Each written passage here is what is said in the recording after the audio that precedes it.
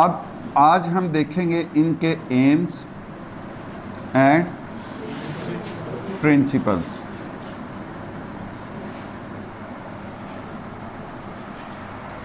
Classification के मकासद क्या हैं, मकसद क्या है क्लासिफाई करने का, और उसका असूल क्या है, किस बुनियाद पर हम ऑर्गेनिज़म्स को क्लासिफाई करते हैं।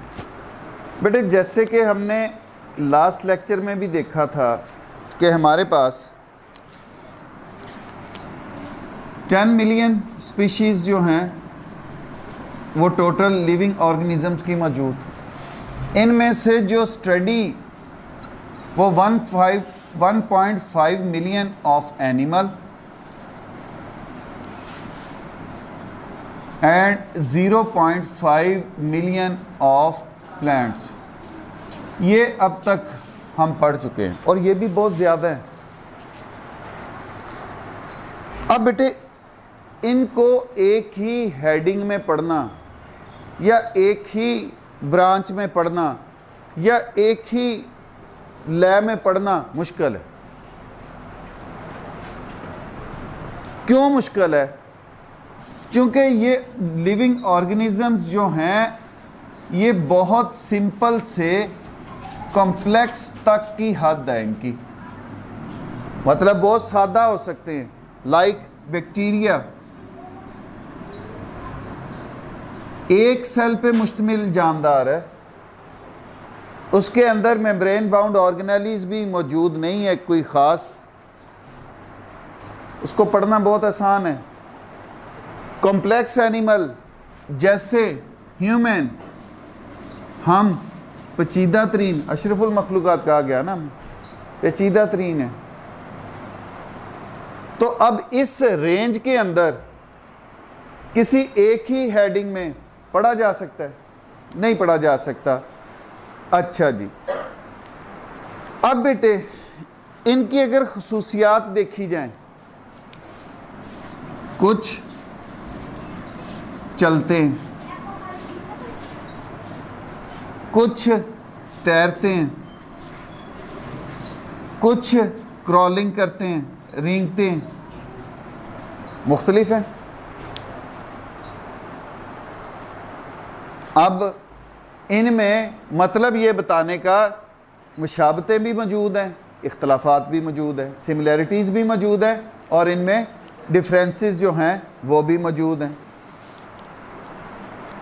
अब बेटे इसलिए इतनी ज़्यादा डाइवर्सिटी को पढ़ने के लिए हमें ज़रूरत पड़ी कि हम जानदारों को ग्रुप्स और सब ग्रुप्स के अंदर तकसीम करें on the basis of similarity and differences.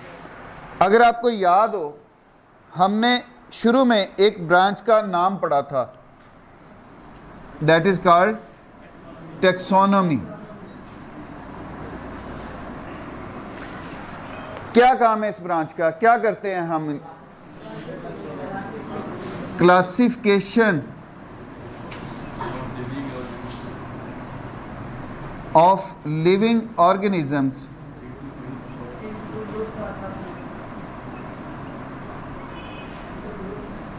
into groups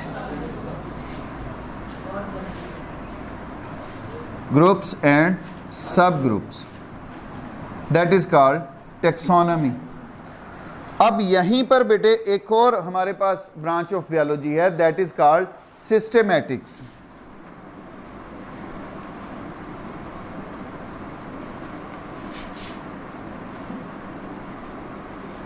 Systematix में क्लासिफिकेशन के अलावा, ये काम करने के अलावा, आल्सो ट्रेसेस एवोल्यूशनरी हिस्ट्री,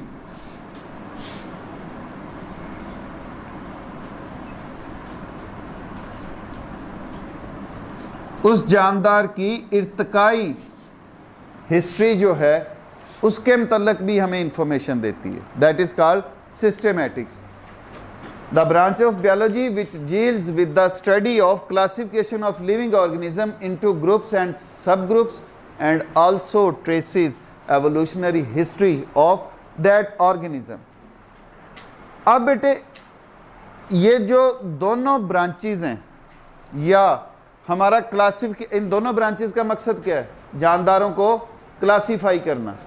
अब इनकी बुनियाद किन बातों पे रखी गई है? वो दो बातें हैं।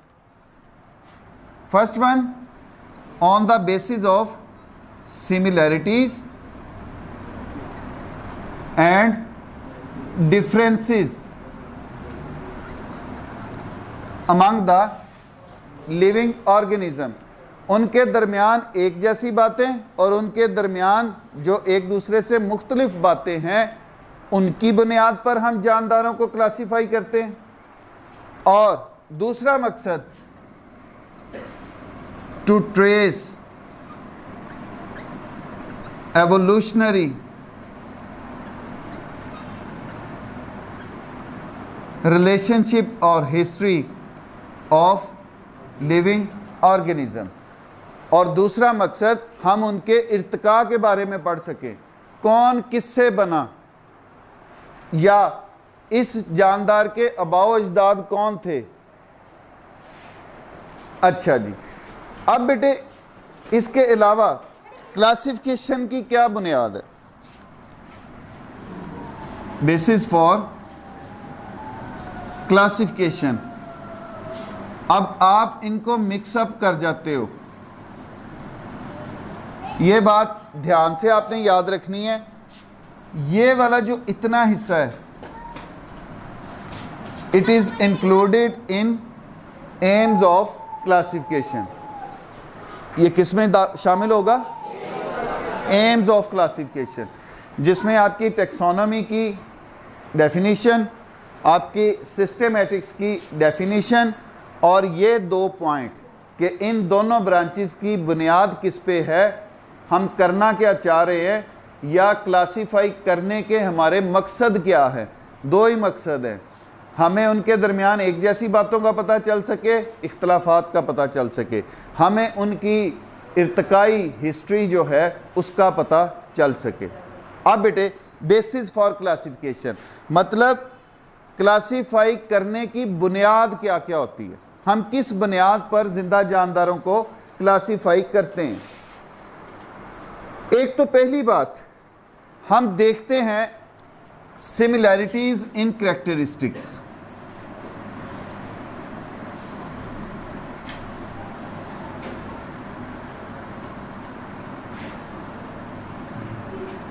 क्लासीफाई करने की पहली बुनियाद जो है, उनकी खुसूसियात में मुशाबतें क्या क्या हैं।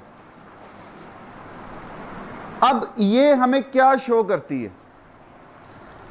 ये चीज हमें शो करती है सिमिलैरिटीज इन कैरेक्टरिस्टिक्स कि तमाम जानदार एक दूसरे से किसी न किसी हद तक रिलेटेड है, या एक जानदार किसी दूसरे जानदार के साथ किस हद तक मैचअप कर रहा है। फॉर एग्जाम्पल स्पैरो, गौर करो ज़रा, रंग को उसके इग्नोर करके, और एक पीजन कबूतर,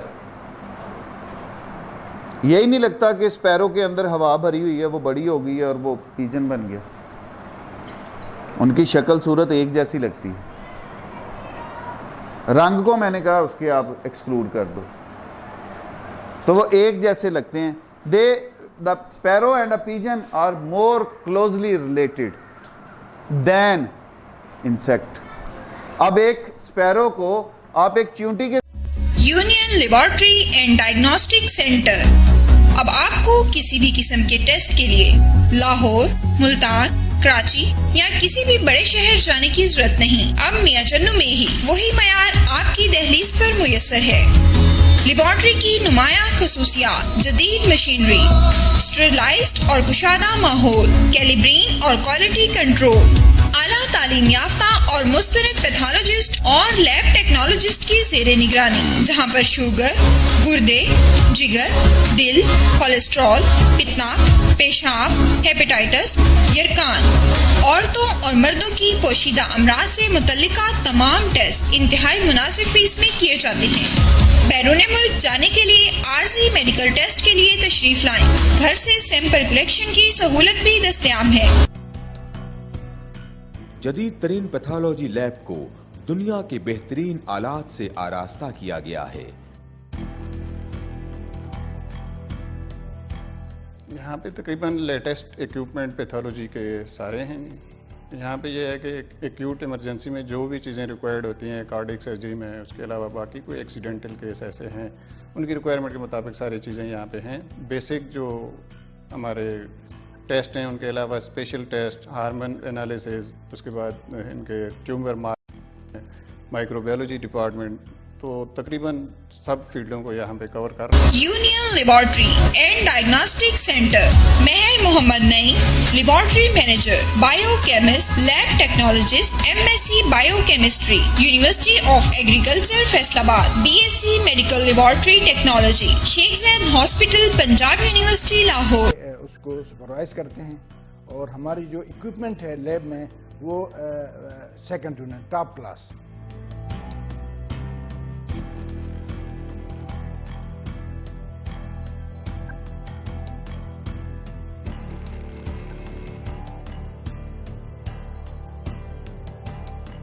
फोन 065-266-2586, 0333-455-7586। साथ कंपैरिजन बनाओ। अब sparrow is more closely related to the pigeon than ant. एक आंट की निस्बत स्पैरो जो है वो पिजन के साथ ज़्यादा रिलेटेड है। तो पहला पॉइंट बेटे, similarities in characteristics is the first base for the classification of living organisms. अब बेटे, और when biologists classify organism into groups and subgroups, similarities are seen in external and internal structures, their stages of development. Similarities किस किस में देखी जाती हैं? External structure, internal structures,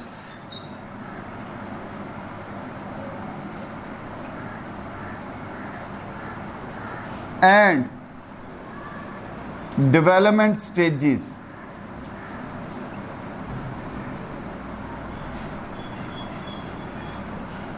development stages बेटे, जब जाइगोट से एम्ब्रियो बन रहा है, एम्ब्रियो से वो एक नए इंडिविजुअल में तब्दील हो रहा है, कोई भी जानदार, तो उनमें क्या मुशाबतें उनमें पाई जा रही।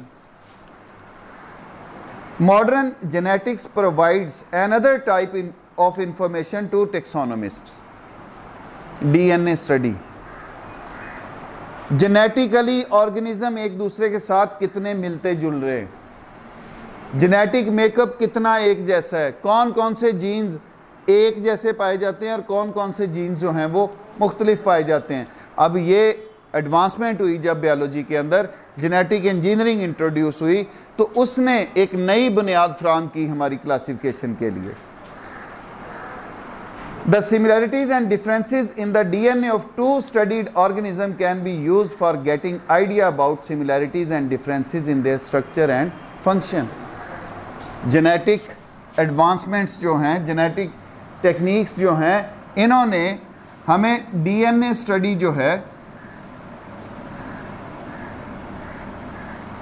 अब उस DNA study में हमने देखा कि इनका DNA या genetic material कितना एक जैसा है, जीन्स कितने सिमिलर पाए जा रहे हैं, कितने जीन्स एक दूसरे से मुख्तलिफ हैं। जब हम दो जानदारों को कंपेयर करें तो ज़ाहरी बात है जो जीन्स हैं वही उनकी अंदरूनी और बैरूनी स्ट्रक्चर के लिए रिस्पॉन्सिबल होंगे, उनकी खसूसियात के लिए रिस्पॉन्सिबल होंगे। तो ये बेटे हमारे पास बेसिस हैं for the classification of living organism